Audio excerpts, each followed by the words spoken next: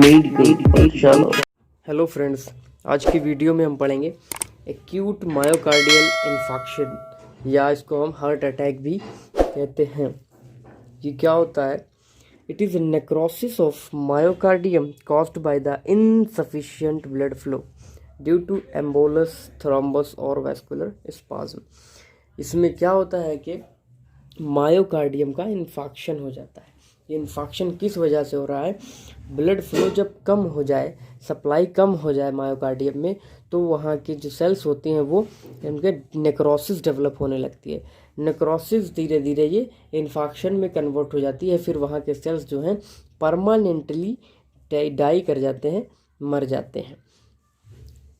अगर हम इसके पीछे की मैकेनिज़्म थोड़ी सी देखें तो वो ये है कि मान लिया ये कोई कोरोनरी आर्टरी है, इसमें ब्लड सप्लाई कम हो जाए, इसी वजह से किस वजह से एम्बोलस डेवलप हो जाए, थ्रोम्बस डेवलप हो जाए या वेस्कुलर स्पाज्म हो जाए। मान लिया यहाँ पर क्लॉट बन गया है, ब्लड क्लॉट, एथेरोस्क्लेरोसिस हो गई या कुछ भी हो गया, तो क्या होगा? यहाँ वाले आगे वाले हिस्से में ब्लड का फ्लो कम हो जाएगा या बंद हो जाएगा। यहाँ तो फ्लो है, तो इसके आसपास के जो सेल्स होते हैं कार्डियोमायोसाइट्स, जो मायोसाइट्स हैं, इनमें ऑक्सीजन पूरा नहीं जाएगा, क्योंकि ऑक्सीजन बहुत ही ज़रूरी होता है अपने यहाँ कर एनर्जी प्रोड्यूस करने के लिए। एनर्जी प्रोड्यूस करेंगे, एटीपी प्रोड्यूस करेंगे, तभी यहाँ पर कॉन्ट्रैक्शन सही से होगा। ऑक्सीजन जब कम जाएगा तो इनका जो है उतना एटीपी का प्रोडक्शन नहीं हो पाएगा। एटीपी का प्रोडक्शन कम होने की वजह से कॉन्ट्रैक्टिलिटी पर असर पड़ेगा और ये कॉन्ट्रैक्टिलिटी इसकी घट जाएगी। लेकिन फिर क्या होगा? यहाँ से ये चेंज डेवलप होगा कि यहाँ से जो है, यहाँ से सिग्नल जाएगा ब्रेन को सिग्नल जाएगा, पेन के सिग्नल्स भेजेगा, और फिर ब्रेन क्या करेगा? एड्रेनलिन का सिक्रीशन करवा देगा। एड्रेनलिन निकलते ही क्या होगा? एड्रेनलिन का काम क्या होता है? सारी एक्टिविटीज़ को बढ़ा देना। फिर ये कॉन्ट्रैक्टिलिटी बढ़ाने का कोशिश करेगा। पहले तो एक्टिविटी बढ़ेगी, इसकी तेज़ होगी, लेकिन जैसे जैसे ऑक्सीजन तो घटती जा रही है, ऑक्सीजन नहीं है, तो फिर ये जो हार्ट मसल है, मायोकार्डियम है, और ये एकदम से काम करना बंद कर देगी। इसी दौरान पेशेंट को बहुत ही ज़्यादा तेज़ जो है चेस्ट पेन महसूस होगा, क्योंकि अब हार्ट मसल काम करने के लिए उतना उसके पास एनर्जी नहीं है, ऑक्सीजन नहीं है, और धीरे धीरे ये सेल्स क्या होंगे? डाई करने लगेंगे। इनके अंदर हाइपोक्सिया की वजह से इंजरी डेवलप होगी। इंजरी में आपने पढ़ा था, जिस तरह से आगे बढ़ते चले जाएं, इंजरी में अगर ऑक्सीजन नहीं दिया, इरिवर्सिबल इंजरी हो गई, तो हाइपोक्सिया की वजह से ऑक्सीजन कम हुआ, तो अब ये नेक्रोसिस डेवलप होगा। नेक्रोसिस बाद में क्या होगा? इन्फाक्ट बना देगा, उसी इन्फाक्शन का बनना इन्फाक्शन कहलाता है। ये पूरे सेल्स जो होंगे यहाँ के, ये ख़राब हो जाएंगे परमानेंटली के लिए। अब हम इसकी इटियोपैथोजेनेसिस को सही से पढ़ने की कोशिश करते हैं। नंबर 1 ये है मायोकार्डियल इस्कीमिया। मायोकार्डियम में ब्लड की सप्लाई घट रही है। इसकी कुछ वजहें ये हैं कि कोरोनरी ब्लड फ्लो जो है कम हो जाए। कोरोनरी ब्लड फ्लो कई वजहों से कम हो सकता है कि कोरोनरी आर्टरी डिजीज़ हो जाए। कोरोनरी आर्टरी डिजीज़ में आपने पढ़ा होगा एथेरोस्क्लेरोसिस है, और कई सारी बीमारियां हैं जो क्या कराती हैं? इस्कीमिया डेवलप करा रही हैं और ब्लड फ्लो में कमी पैदा कर रही हैं। ठीक है, एक तो वजह ये हो गई, और इसमें शॉक भी शामिल है। शॉक लगने पर भी जो है, कार्डियक शॉक में ऐसा होता है कि मायोकार्डियल इस्कीमिया में जो है शॉक डेवलप हो जाता है। अगर हम अब नेक्स्ट पॉइंट देखें तो वो ये कह रहे हैं कि किसी वजह से मायोकार्डियल डिमांड बढ़वा दी जाए। मायोकार्डियल डिमांड कैसे बढ़ेगी कि एक्सरसाइज और इमोशंस में क्या होता है? इस हालत में बहुत ज़्यादा हैवी एक्सरसाइज है, या फिर बहुत ही ऐसा इमोशन जो इंसान को इतना स्ट्रेसफुल कर दे, तो जो मायोकार्डियम होगा उसको ज़्यादा ज़रूरत पड़ जाएगी ऑक्सीजन की। लेकिन किसी वजह से ऑक्सीजन पहुंच नहीं पाया, तो भी ये हमारा एक वजह हो सकती है। नंबर सी क्या है? Hypertrophy of heart without increase of the coronary blood flow. Hypertrophy जब होती है हार्ट की, तो उस दौरान अगर कोरोनरी ब्लड फ्लो नहीं बढ़ाया गया, हाइपरट्रॉफी का मतलब तो आप जानते होंगे, साइज़ बढ़ जाना, सेल्स की साइज़ बढ़ेगी, यानी कि जो हार्ट है हमारा वो बड़ा हो गया। जब साइज़ सेल बड़ा हो गया तो ब्लड की भी ज़्यादा ज़रूरत होगी। कोई ज़्यादा, जैसे बच्चा है, अगर आप एग्जांपल के तौर पे कोई छोटा बच्चा है, उसको अभी एक ही रोटी वो खाएगा तो पेट भर जाएगा, लेकिन कोई बड़ा है तो उसको 3 रोटी चाहिए। इसी तरह से हाइपरट्रॉफी होने के बाद उसे ज़्यादा ब्लड सप्लाई चाहिए ताकि वो जो है अपना पूरा काम सही से कर पाए। ऑक्सीजन ज़्यादा चाहिए, लेकिन अगर ऑक्सीजन नहीं पहुंचा, ब्लड फ्लो पूरा नहीं उतना मिला, तो ये हाइपरटेंशन में ऐसा देखने को मिलता है, तो भी ये इस्कीमिया की कंडीशन डेवलप कराता है, जिसकी वजह से इन्फेक्शन होने के खतरे रहते हैं। नंबर 2 है रोल ऑफ प्लेटलेट्स। ये प्लेटलेट्स का रोल कहाँ पे दिखेगा? अगर मान लिया एथेरोस्क्लेरोटिक प्लेक बना हुआ है कहीं पर, मैं आपको दिखा दूँ, जैसे कि आर्टरी है, कोरोनरी आर्टरी, इसके अंदर प्लेक बना हुआ है, ये प्लेक बना है। अगर ये रप्चर हो जाए, एथेरोस्क्लेरोटिक प्लेक बना है, ये रप्चर हो जाए, फट जाए यहाँ से, जब ये फटेगा तो यहाँ की जो एंडोथीलियम है, इसमें जो कोलेजन है वो खुल गया है, एक्सपोज हो गया, तो जो ब्लड में मौजूद प्लेटलेट है वो प्लेटलेट आकर के इसके चारों तरफ एग्रीगेट होगी, इकट्ठा होगी, एक्टिवेट हो जाएगी, और वहाँ पर जो है थ्रोम्बस डेवलप कराने लगेगी। थ्रोम्बस बन सकता है, हो सकता है यहाँ से टूट करके ये एम्बोलिज्म में कन्वर्ट हो जाए, एम्बोलाई बन जाए, तो भी ये ऑब्स्ट्रक्शन का काम करेगा, जो इन्फेक्शन डेवलप करा सकता है। Non atherosclerotic causes. Non atherosclerotic causes में सिर्फ 10% के पेशेंट्स देखे गए हैं कि 10% केसेस में ही बिना एथेरोस्क्लेरोसिस के इन्फेक्शन डेवलप हुआ हो। बाकी जो है 90% इसके अलावा जो बचे केसेस, उनमें एथेरोस्क्लेरोसिस सबसे बड़ी वजह मानी गई है। इसमें जो नॉन एथेरोस्क्लेरोटिक वजह वो है कोरोनरी वेसोस्पाज्म, जो कोरोनरी आर्टरी है वो स्पाज्म कर जाए किसी वजह से, एम्बोलिज्म डेवलप हो जाए। एम्बोलिज्म मैंने अभी बताया, जैसे ये यहाँ पर प्लेग वो बनना उसका एम्बोलस, थ्रोम्बस का, क्लॉट का, और फिर वो ब्लड में चलने लगे, तो ये एम्बोलिज्म है। इसमें तो एथेरोस्क्लेरोसिस से कोई वजह वास्ता ही नहीं है इसका, तो ये हो गई अगली वजह। ट्रांसम्यूरल और सब एंडोकार्डियल इन्फार्क्ट्स के बारे में देखेंगे। ट्रांसम्यूरल इन्फार्क्ट्स क्या होते हैं कि इन्फार्क्ट जो है पूरी थिकनेस में हो जाए, जो एंडोकार्डियम है, जो हमारी मायोकार्डियम है, वो उसमें पूरा का पूरा पार्ट जो है इसमें इन्वॉल्व हो जाए, इसमें इन्फेक्शन हो जाए। 90% केसेस में होता है। मैं आपको अगर किताब में दिखा दूं, हर्षमोहन में, ये देखिए, ये हिस्सा पूरा का पूरा आपको रेड नज़र आ रहा है, ये पूरा का पूरा इसमें इन्फेक्शन हो गया है। इसकी वॉल यहाँ से लगाकर यहाँ पर जो है इसकी पूरी की पूरी थिकनेस में क्या हो गया है, इन्फाक्ट डेवलप हो गया है, तो इसी को हम बोलेंगे ट्रांसम्यूरल इन्फाक्ट। ठीक है, 95% केसेस में यही वाला मिलता है। ये आप इसमें देख लें तो ट्रांसम्यूरल यानी पूरी की पूरी थिकनेस इसमें इन्वॉल्व्ड है। अब इसके पीछे की जो वजह ये होती है कि जो कोरोनरी आर्टरी है, कोरोनरी आर्टरी में क्या हो जाए, ऑक्लूजन हो जाए किसी वजह से, एथेरोस्क्लेरोसिस की वजह से, उसमें अगर थ्रोम्बस डेवलप हुआ है और साथ ही साथ में, तो जैसे मान लें ये कोरोनरी आर्टरी है, इसमें अगर थ्रोम्बस डेवलप हो गया, एथेरोस्क्लेरोसिस भी था साथ में, तो क्या हुआ, आगे का जो ब्लड सप्लाई है वो रुक जाएगा, तो पूरा का पूरा जो भी थिकनेस होगी उसकी वो इसमें इन्वॉल्व होगी और इन्फेक्शन हो जाएगा पूरी जगह पर। अगर हम सब एंडोकार्डियल लेमिनर की बात, लेमाइनर इन्फार्क्ट्स की बात करें, तो मैं आपको एक फिगर बना के दिखा देता हूँ, उसको अच्छे से समझ में। ऊपर से आप समझ लीजिए, देख रहे हैं ये आप, इसको मैंने क्रॉस सेक्शन काट के दिखाया है इस तरह से। ऊपर से समझ लीजिए, आप देख रहे हैं, हार्ट को ऐसे काट दिया सीधा। तो क्या है कि अगर इस पूरे हिस्से में यहाँ से लगाकर यहाँ तक इस मोटाई में अगर इन्फेक्शन हो गया तो उसको हम बोलेंगे ट्रांसम्यूरल इन्फेक्शन हुआ है। लेकिन अगर इन्फेक्शन सिर्फ कुछ हिस्से में हो, इसके 1/3, इसकी जो मोटाई है इसके 1/3 हिस्से में हो, जैसे कि यहाँ से यहाँ तक हिस्सा ही इन्वॉल्व हुआ है, अगर बाकी ये हिस्सा सही है, इधर वाला हिस्सा सिर्फ खराब हुआ है, तो ये जो इन्फेक्शन हुआ है इसको बोलेंगे सब एंडोकार्डियल इन्फार्क्ट। सब का मतलब नीचे, एंडोकार्डियम के नीचे जो है ये एंडोकार्डियम है, एंडोकार्डियम जस्ट नीचे वाला हिस्सा जो 1/3 हिस्सा है मोटाई का, वो इन्फाक्ट, अगर इन्फेक्शन हो रहा है तो उसको हम सब एंडोकार्डियल इन्फाक्ट या लेमाइनर इन्फाक्ट बोलेंगे। इसके पीछे की वजह ये भी हो सकती, नॉर्मली जो है देखा गया है कि जो ब्लड सप्लाई है, ब्लड सप्लाई जो होती है कोरोनरी आर्टरी के ज़रिए यहाँ से आ रही जैसे, तो उसका उतना अच्छा परफ्यूज़न, कह लें कि ब्लड सप्लाई यहाँ नहीं होती है इस हिस्से में। अभी नॉर्मल हार्ट की मैं बात कर रहा हूँ।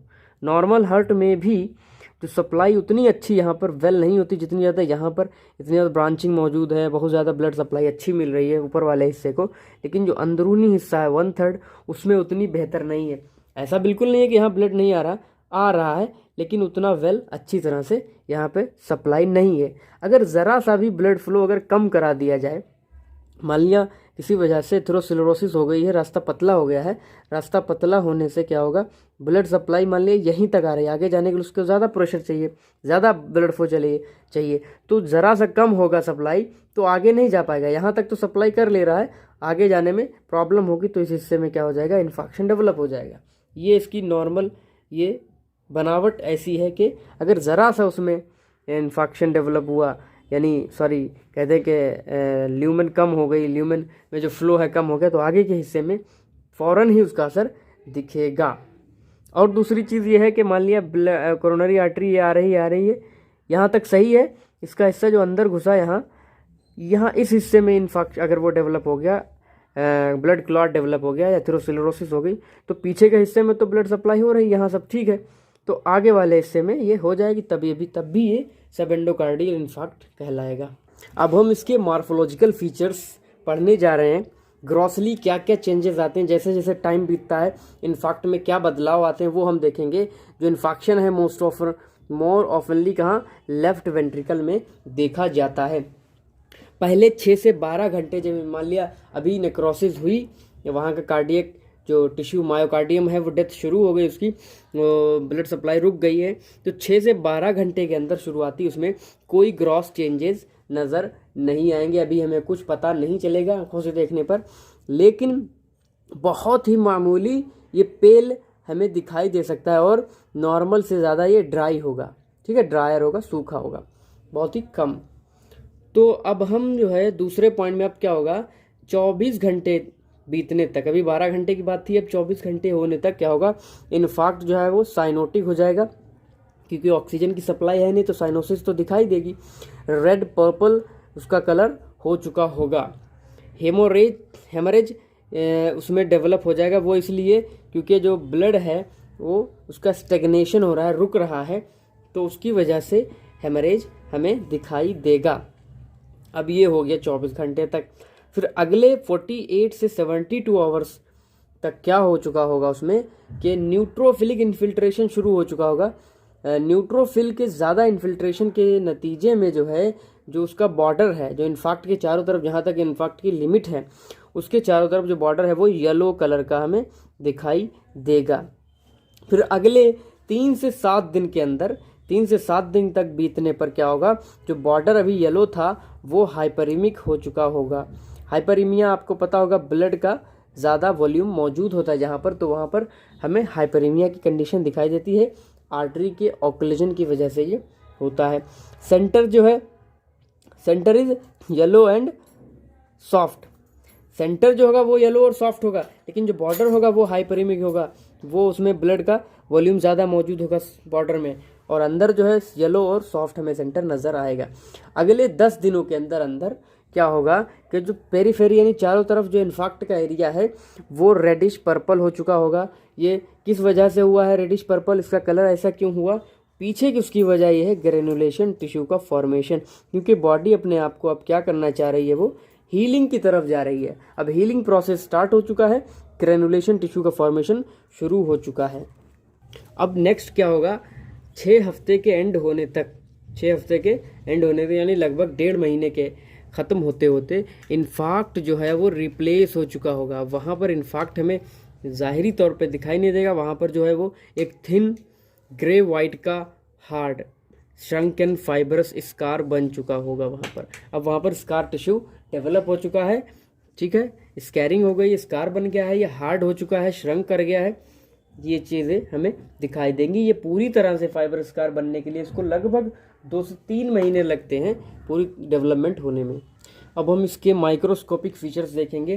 पहले हफ्ते के दौरान अगर हम देखें तो उसमें उससे भी पहले 6 घंटे के अंदर जो है क्या होगा, हमें वहाँ पर उससे पहले जो 6 घंटे से पहले का पीरियड है उसमें कोई सिग्निफिकेंट चेंज हमें देखने को नहीं मिलेगा, लेकिन अगर हम उसको स्टडी करें तो हल्का सा जो है मायोकार्डियल फाइबर्स में वेवीनेस देखी जा सकती है, ठीक है, स्कीमिया की वजह से हुआ है जो। अब हम 6 घंटे के बाद जो देखेंगे वो चेंजेस ये होंगे कि इसमें एडिमा और मायोसाइटोलिसिस शुरू हो चुकी होगी।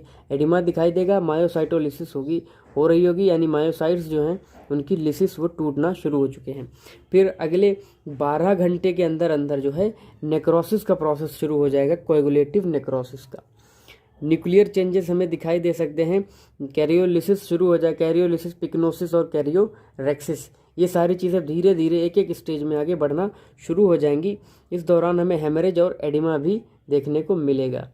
फिर अगले 24 घंटे तक क्या होगा, 24 घंटे के अंदर अंदर जो इस्नोफिलिक साइटोप्लाज्म होगा वो श्रंक कर जाएगा, और जो है इस्नोफिल्स का जो साइटोप्लाज्म वो श्रिंक करेगा, और जो है न्यूक्लियाई की पूरी तरह से पिक्नोसिस हो चुकी होगी। उसके बाद जो है फर्स्ट 48 to 72 आवर्स, अब उसके आगे और अब बढ़ेंगे 48 से 72 घंटे के दौरान क्या हो चुका होगा कि जो नेक्रोसिस अभी शुरू हुई थी यहाँ पर, अब ये पूरी तरह से कंप्लीट हो गई, यानी सारे सेल्स जितने हैं लगभग उनकी नेक्रोसिस पूरी हो चुकी है। और ये किस साथ में क्या हुआ, सबका न्यूक्लियाई लॉस कर गया, नेक्रोसिस हुई, सारा न्यूक्लियाई किस तरह से लॉस होगा, ये वही 3 प्रोसेस हैं, कैरियोरेक्सिस का टूटना, फिर उसके बाद पिक्नोसिस होता पहले, फिर कैरियोरेक्सिस, फिर कैरियोलिसिस होता, पूरा न्यूक्लियस डिसॉल्व कर जाता है, ख़राब हो जाता है। और इसी स्टेज के दौरान हमें न्यूट्रोफिलिक इनफिल्ट्रेशन बहुत ज़्यादा मात्रा में दिखाई देगा। फिर अगले 3 से 7 दिन की बात करें तो इस दौरान क्या होगा, जो न्यूट्रोफिल्स होंगे वो नेक्रोज्ड हो जाएंगे, उनमें नेक्रोसिस शुरू हो जाएगी, वो पूरी तरह से अब डिसअपियर हो चुके होंगे। उसके बाद क्या होगा कि जो मसल फाइबर वहाँ पे टूट फूट गया है उसका रिजॉर्प्शन होगा, किसके ज़रिए, मैक्रोफेज के ज़रिए। मैक्रोफेज क्या करेंगे, इसको ख़त्म करने की कोशिश करेंगे, वहाँ से सफाया करना शुरू कर देंगे। और इसमें क्या होगा कि इसी दौरान जो है जो वेसल्स हैं, नई जो कैपिलरीज हैं, फाइब्रोब्लास्ट हैं, इनका प्रोलिफरेशन भी शुरू हो चुका होगा। अब सेकेंड वीक तक क्या होगा कि सेकेंड वीक में पहले अगर हम 10 दिन के अंदर की बात देखें तो 10 दिन के होते होते जो नेक्रोज्ड मसल होगा वो पेरिफेरी पर जो इन्फेक्ट का वो रिमूव हो चुका होगा, धीरे धीरे जो है उसमें रिमूवल शुरू हो चुका होगा, और कुछ हद तक रिमूव भी हो गया होगा। यानी जो इन्फेक्ट है उसके चारों तरफ जो एरिया है, पेरिफेरी है, उसमें जो मसल फाइबर नेक्रोज्ड है वो अब पहले क्या होता है, नेक्रोसिस हुई थी उसकी, अब रिमूवल उसका शुरू हो गया या आधा हो गया है। और क्या होगा, पिगमेंटेड मैक्रोफेजेस हमें इस दौरान दिखाई देंगे, मैक्रोफेजेस जो होंगे उसमें पिगमेंट दिखाई देगा। अब हम दूसरे क्या होंगे, सेकेंड वीक के एंड तक क्या होगा कि जो नेक्रोज्ड मसल होंगे, नेक्रोज्ड मसल जो स्मॉल इन्फेक्ट्स, छोटे छोटे इन्फेक्ट्स बने, मान लीजिए ये इन्फेक्ट है, ये है, तो इनमें जो नेक्रोज्ड मसल है वो पूरा इसका रिमूवल हो चुका होगा। इस तरह से यहाँ पर पेरिफेरी पर रिमूवल हुआ था, अब क्या होगा, छोटे इन्फेक्ट का सारा इन्फेक्ट का जो नेक्रोज्ड मसल है जिसमें नेक्रोसिस हो गया मसल फाइबर में, वो सारी चीज़ें रिमूव हो चुकी होंगी। कोलेजन फाइबर्स आकर के जो इन्फेक्ट का पेरिफेरी है उसको रिप्लेस कर देंगे, इन्फेक्ट के चारों तरफ जो एरिया होगा वहाँ पर कोलेजन फाइबर्स आकर के डिपॉजिटेड हो जाएंगे। तीसरे हफ्ते के एंड तक क्या होगा कि अब जो है कोलेजन फाइबर्स की ग्रोथ बहुत ज़्यादा बढ़ जाएगी, कोलेजन फाइबर और ज़्यादा बनने लगेंगे, पिगमेंटेड मैक्रोफेजेस की संख्या बढ़ जाएगी, लिम्फोसाइट ज़्यादा से ज़्यादा हमें दिखाई देंगे, प्लाज्मा सेल्स बहुत ज़्यादा मिलेंगे, लेकिन जो एओसिनोफिल्स हैं वो धीरे धीरे गायब होना शुरू हो जाएंगे, उनका जो है डिसअपियरेंस शुरू हो जाएगा, किसका, एओसिनोफिल्स का। चौथे से छठे वीक के दरमियान का अगर हम देखें तो उस दौरान क्या हो चुका होगा, जो कोलेजिनस कनेक्टिव टिश्यू होगा वो बहुत ज़्यादा बढ़ रहा होगा, वो इंक्रीज़ कर रहा होगा, जो वेस्कुलरिटी है वो घट जाएगी, यानी वेसल्स का जो फॉर्मेशन है नहीं रहेगा और वेसल धीरे धीरे ख़त्म होने लगेंगी। लेस पिगमेंटेड, अब क्या होगा, जो मैक्रोफेज जो पिगमेंटेड बढ़े हुए थे अब वो घटना शुरू हो जाएंगे धीरे धीरे, लिम्फोसाइट भी ख़त्म होने लगेंगे, वहाँ पर जो मौजूद थे अभी बढ़े थे पिछली स्टेज में, और प्लाज्मा सेल्स भी घट जाएंगे। इसके होने की वजह से क्या होगा, छठे हफ्ते के एंड तक हमें एक कॉन्ट्रैक्टेड फाइब्रोकोलेजेनिक स्कार हमें दिखाई देगा। स्कार जो बनकर आएगा फाइब्रोकोलेजन का वो कॉन्ट्रैक्टेड होगा और उसमें जो वेस्कुलरिटी बहुत ही कम होगी।